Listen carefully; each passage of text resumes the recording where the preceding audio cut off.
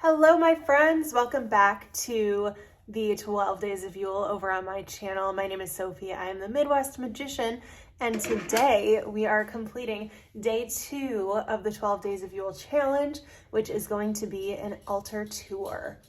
Now, before we get started, just a friendly reminder. Again, I am not a professional YouTuber. The only thing that I have as far as any equipment goes is a singular tripod and an iPhone. All of the lighting is from my own home. Nothing is set up. I'm doing these videos after I get off of work each night. So that being said, I'm gonna show you my altar, which is right over here. Here's my altar. I am currently in the process of moving the contents of my altar because this hutch, although it is very old, is new to me. I found it on Facebook Marketplace and I had to get it because it was so cute. I was obsessed with like the little cottagey glass windows up here, and I am going to be doing a few additions to this as time goes on. Actually, my old altar used to be set up on this bookcase here, and it used to be in a completely different room in the house that I did not go to very often. So my husband recommended that once we got this hutch, I move my altar area into the hutch because he really liked how it looked, and I'm gonna tend to agree with him. I think moving it up here is a great move for me because I spend more time up in this portion of the house. So I'm a lot more likely to practice and keep up with my practice with all of my goodies and necessities right here within my hutch. So that being said, I don't have great lighting in here. I'm gonna try to use the flash on the camera, and I apologize if that makes anything look harsh. Again, this is after work for me, and the sun sets here at like 4 o'clock in the afternoon. So working with what we got, I am so excited to show you guys what I've got going on, and I'll have to do an updated tour for you once I get everything from the other room moved up here to the front of the house. All right, so I feel like the best place for me to start is right in the center of the altar. This right here in the middle open area is usually where I do any workings, and we'll get to one of my workings within this altar in a little bit, and I'll show you how I place it. But we have right in the dead center of the altar my Wheel of the Year set according to the season, which right now we are going into the Yuletide season. I talked about this in my first video. That was my craft fail. I like it. It's powerful, and it has all the ingredients and correspondences that I really wanted for the year. It just has a little bit too much powdered cinnamon, so it's not the prettiest that it could be. The next thing that I'm going to show you guys is my silver 4-leaf clover. I just put this up here because I wanted to bring some luck into the Yuletide season and bring some luck into the new year that we are going to be stepping into. Next, I have some antlers. There's not really a huge spiritual meaning for this. I just thought they looked so cool. I found them at an antique store. I do have family that hunts, which it's not what I would choose to do, but they keep all of theirs to themselves and they would not give me any. But I think it's a great representation of at least the winter season that we're going into. Moving it along, I'm going to take you over to the right side of my altar. The first thing I'll point out to you is this wood panel, which I actually also have on the mirroring divine masculine side. Eventually, once I can get all of my goodies moved up to this room, I will have it kind of decorated with seasonal decor, as well as just correspondences of the divine feminine and divine masculine on this side. But for now, I just think they look kind of neat. They're not attached in any way, shape, or form. I just kind of propped them up. And the next thing I'll bring your attention to is my moon tarot dish. I just thought that would be a great way to bring some of that feminine energy over to this side. And all of the crystals that I have displayed are going to be my darker crystals, just kind of going along with the moon correspondence here. But let me know if you guys ever want a crystal tour, because these are just kind of a drop in the bucket. I am a little bit of a collector. And now I will take you guys over to the divine masculine side of the altar, where I have my sun tarot dish just to bring that solar masculine energy. And then I have all of my light colored crystals on this side as well. Again, I would love to show you guys a crystal tour and show you maybe some of my bigger pieces, do a couple of videos on the different crystals that I have. But that is kind of the way that I have the whole display portion set up. So I think next I will go ahead and show you where I keep my tarot cards. All right, so we keep the tarot cards in the very top drawer, so they're super accessible. And after I do have quite a collection, but after moving the cards from one room, there's Mason, he likes to help, from one room to the other. Please don't scratch though, buddy. From one room to the other, I feel like they look like I have a lot less than I really do. But right here we have my first deck that I've ever gotten. I found an antique box to put them in, and I decorated it several years ago. And I'm realizing now that it's really hard to open with just one hand, but it's possible. So the first deck of cards I ever got, I think I got these when I was 13. And it is just the classic Rider-Waite tarot deck. And I keep a little quartz crystal in there just to keep it, you know, keep it cleansed, keep it energized, all of that fun stuff. But that is Rider-Waite Tarot. I'll go through these super fast just because, you know, it's an altar tour, not necessarily a tarot tour. I use the Work Your Light Oracle. I use Sacred Geometry Activations Oracle. I use crystal card readings, which this is like so misleading because these cards are actually quite small within this box. But a lot of the time I will use these 3 decks together, and then I will also add in this Moonology deck when I need additional clarification. But I have the Moonology, have Archangel Oracles, and then I have this awesome Wizard Tarot deck that we actually had gotten as a wedding gift, which was hilarious. Next, I have the Considerate Cat Tarot. I actually helped Kickstarter. I did funding for Kickstarter to help them fund this deck, and I was so excited that it actually got made because it's a really pretty deck and I love it. Next, I have Return of Spirit by Cheryl Lee Harnish. She is a reader on YouTube as well. I'm a big fan of hers. I really enjoy her readings, so I bought her deck. And then I have Spirit Animal Wisdom. I think I found this one on Etsy, and if I'm going to be completely honest with you, I have used it like 3 times, so not the first one I go to.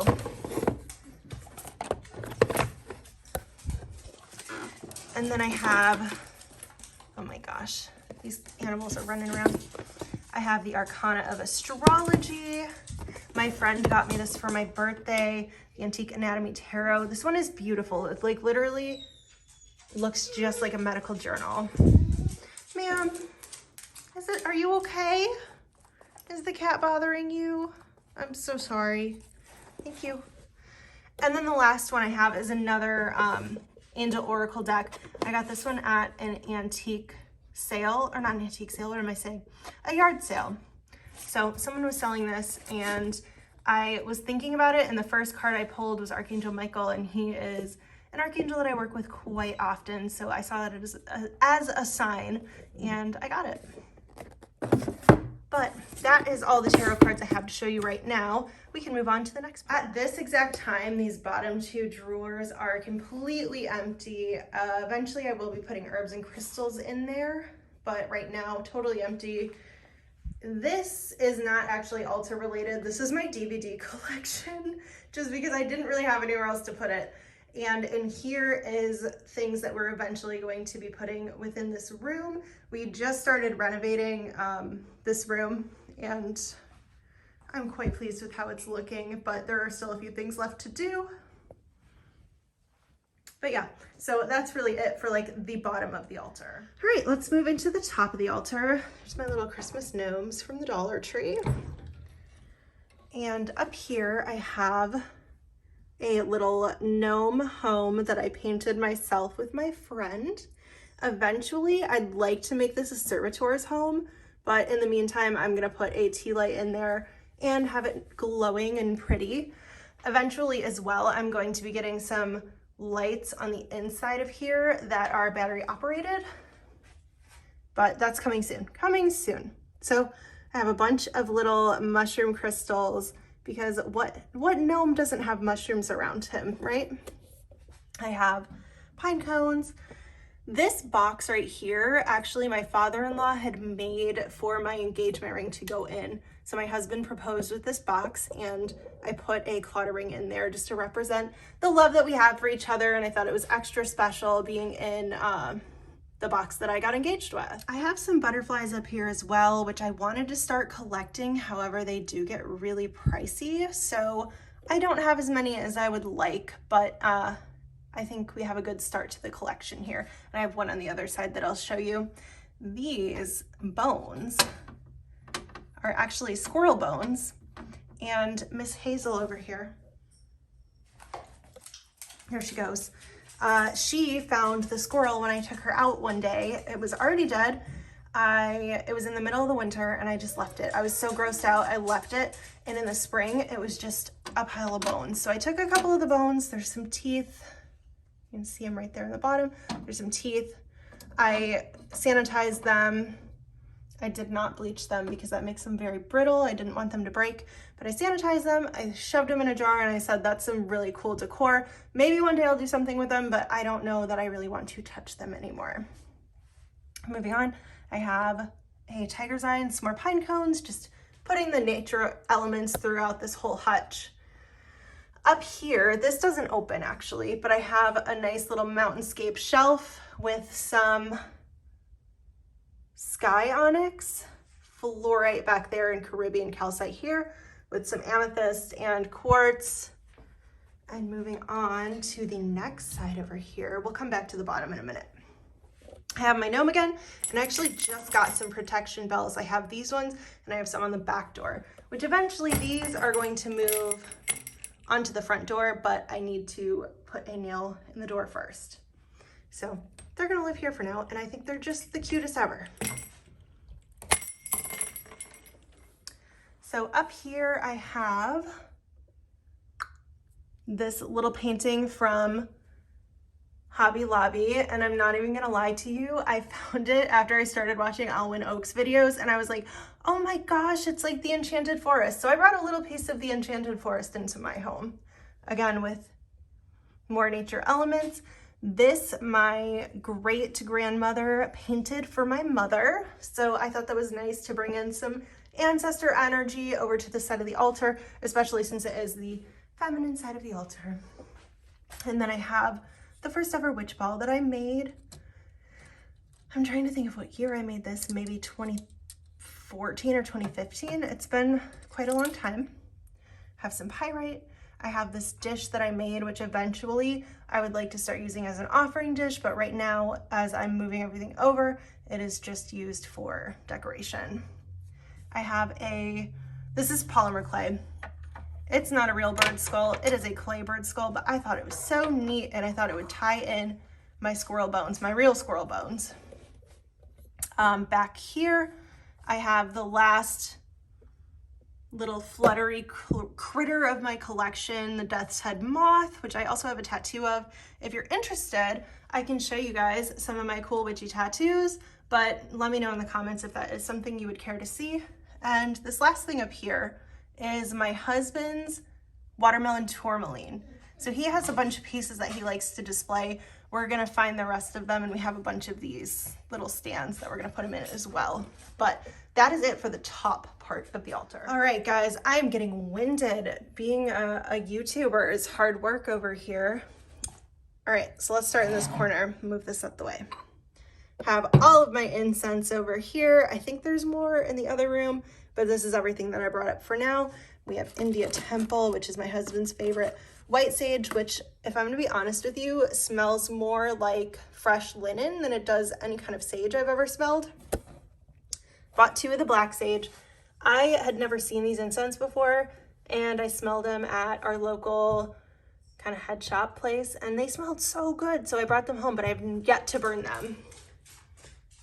Back here is actually my grandmother's abalone shell. She used to burn sage and fun things like that as well. I have back here, what is that? It's a pendulum chart. I had gotten a protection charm on Etsy, and she gave me, along with the charm, this really awesome booklet. I still have to go through some of it. I moved it out of the way, but I have my mortar and pestle. I love this thing. It comes in such handy for my spells. I have one of my cauldrons in here. I usually just put my incense in there, to be honest with you. I don't do a lot of workings within it. Not that I haven't, but I don't typically. This I just have because it looks cool. I thought it was nice.